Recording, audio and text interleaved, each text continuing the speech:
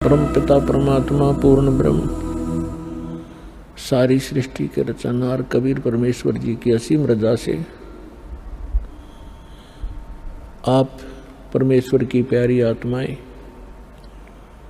परमात्मा की महिमा सुनने के लिए उपस्थित हुए।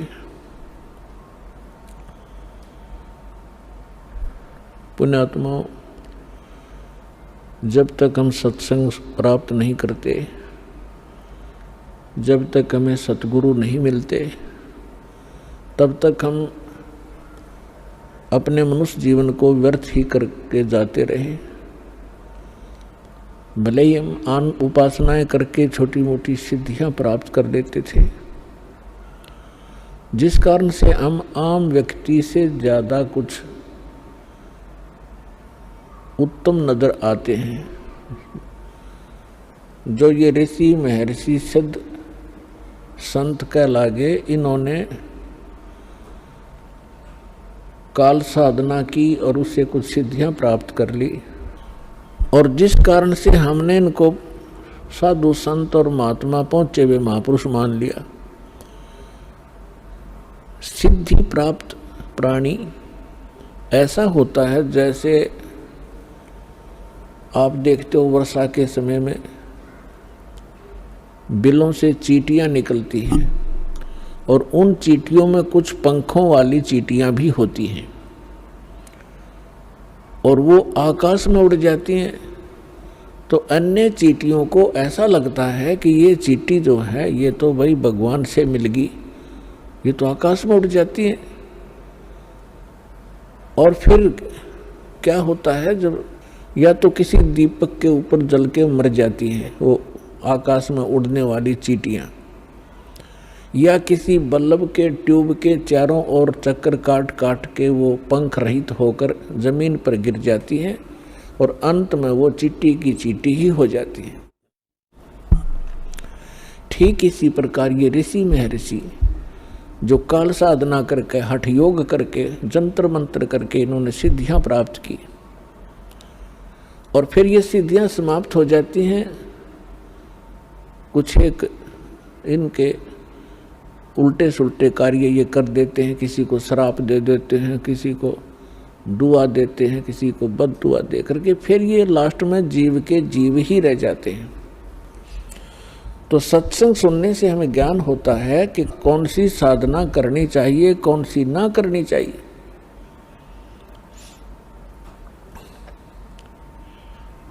आज आपको थोड़ा सा विवरण देंगे कि ये श्राद्ध क्यों निकाले जा रहे हैं। हमारे जो धर्मगुरु थे ये अज्ञानी थे एक नंबर के। इनको ना अपने सिलेबस का पता था, अपने टेक्स्ट की बुक्स का पता नहीं।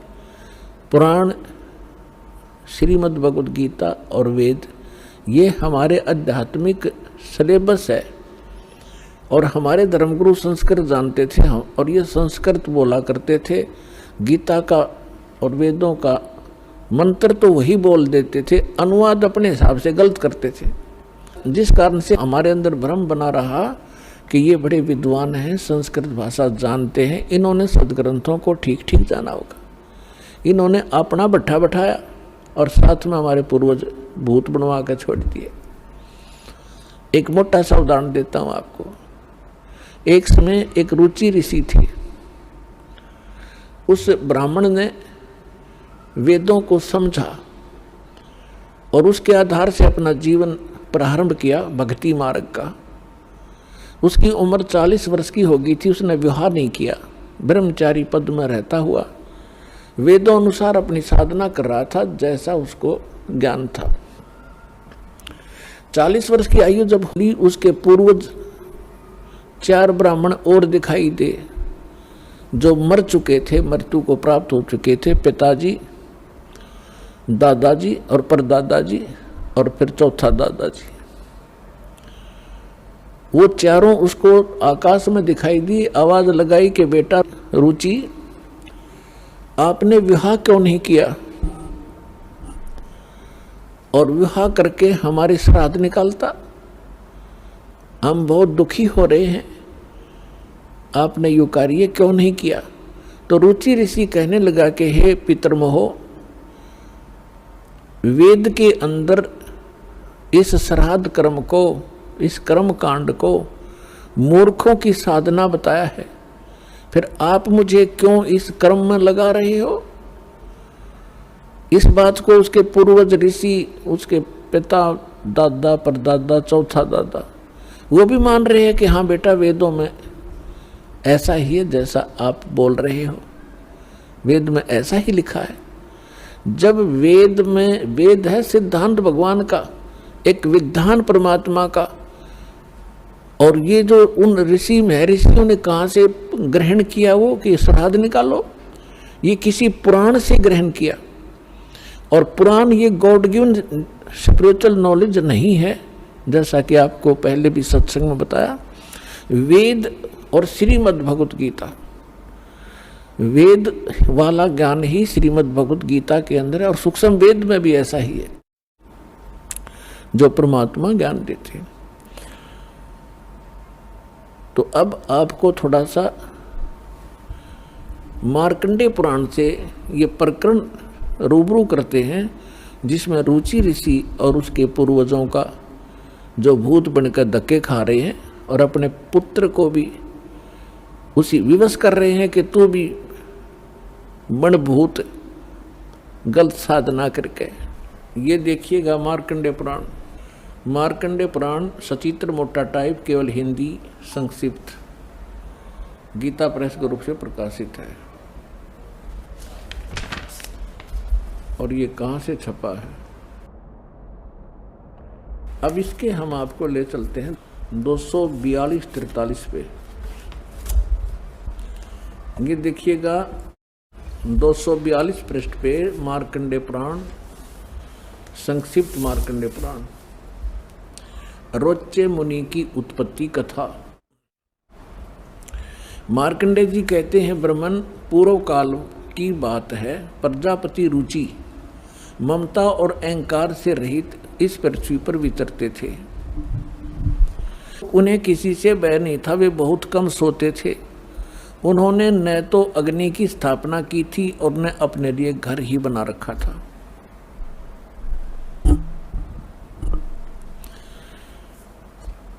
वे एक बार भोजन करते और बिना आश्रम के ही रहते थे।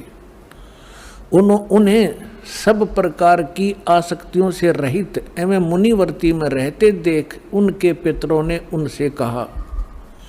पितर बोले, बेटा ये देखो, ये भूत दिख गए इसने, ये देखो ये भूत दिखाई देंगे चारों, ये पिताजी, दादाजी और फिर दादा का पिताजी, दादा का परदादा जी, ये चारों भूत बन रहे ऋषि जी। अब ये क्या इंस्ट्रक्शन दे रहे हैं देखिएगा। पितर बोले, बेटा विवाह स्वर्ग और अपवर्ग का हेतु होने के कारण एक पुण्य में कार्य है, उसे तुमने क्यों नहीं किया? गृहस्थ पुरुष समस्त देवताओं, पितरों, ऋषियों और अतिथियों की पूजा करके पुण्य में लोकों को प्राप्त करता है। वह स्वाहा के उच्चारण से देवताओं को, श्रद्धा के शब्द से पितरों को तथा अन्नदान बलि वैश्वदेव आदि से भूत आदि प्राणियों एवं अतिथियों को उनका भाग समर्पित करता है। बेटा हम ऐसा मानते हैं कि गृहस्थ आश्रम को स्वीकार न करने पर तुम्हें इस जीवन में क्लेश पर क्लेश उठाना पड़ेगा और मृत्यु के बाद और दूसरे जन्म में भी क्लेश ही भोगने पड़ेंगे। अब रुचि ऋषि कहता, पितृगण परिग्रह मात्र ही अत्यंत दुख एवं पाप का कारण होता है और तथा उससे मनुष्य की अधोगति होती है। यही सोचकर मैंने पहले स्त्री संग्रह नहीं किया। अब हम ज्यादा ना पढ़कर आपको अपने काम की बात पढ़ावांगे। पितर बोले, बेटा जितेंद्रिय होकर आत्मा का प्रक्षालन करना उचित ही है। तुम जिस पर चल रहे हो वह मोक्ष मार्ग है। रुचि ने पूछा पितामहो वेद में कर्म मार्ग को, किसको, जैसे ने भी बताया था कि इन्होंने बताया था इन पितरों ने कि गृहस्थ पुरुष समस्त देवताओं, पितरों, ऋषियों और अतिथियों की पूजा करके पुण्य लोकों को प्राप्त करता है। वह स्वाहा के उच्चारण से देवताओं को सवधा के शब्द से पितरों को अन्न दान, बलि, वैश्वदेव आदि से भूत और आदि प्राणियों एवं अतिथियों का उनको भाग समर्पित करता है। बेटा हम ऐसा मानते हैं, गृहस्थ आश्रम को स्वीकार ना करके तुमने जीवन में क्लेश पे क्लेश भोगने पड़ेंगे। भावार्थ है कि जो तुम ये श्राद्ध श्रुद्ध ना निकालता, ये निकाल है। अच्छा यूँ क्या कह रहा है फिर,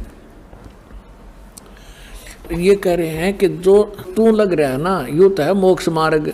अब इसके पूर्वज कह रहे हैं कि जो तू लग रहा है वो मोक्ष मार्ग है, और हम बताओ वो नरक मार्ग में आ जा, तू मोक्ष मार्ग न छोड़ दे। ये देवता कह रहे कि पितर, देखो पितर बोले बेटा जितेंद्रिय होकर आत्मा का प्रक्षालन करना उचित है, किंतु तुम जिस पर चल रहे हो तो मोक्ष मार्ग है। अरे हम बतावेंगे वो कौन सा मार्ग है।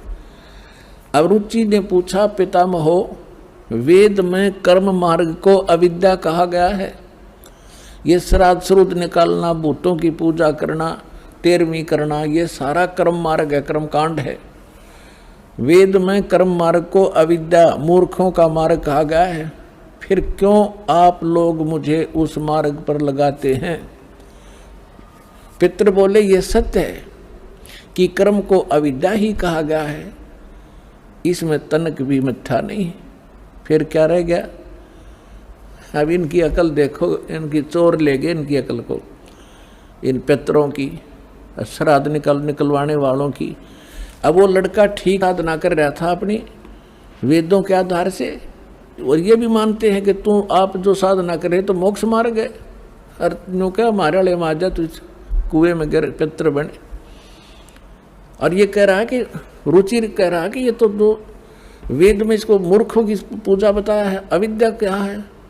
और खुद भी मानते हैं हाँ ये बात तो सही है, इसमें कोई मिथ्या नहीं। फिर टट्टू रह गया, थोड़ा शर रह गया। क्या रह गया, जब वेद में रिजेक्ट कर दिया कि साधना नहीं करनी चाहिए, पितृ पूजा, भूत पूजा। अब कहने का भाव ये है कि इन्होंने इस रुचि को डरा धमका के, अटबट सुना के, अब जिसके पहले वाले 4 दादे परदादे पिताजी दिखाई दे जा, ये तो खैर बुद्धिमान व्यक्ति था, थोड़ा बहुत इसने तो अपना तर्क दे भी दिया।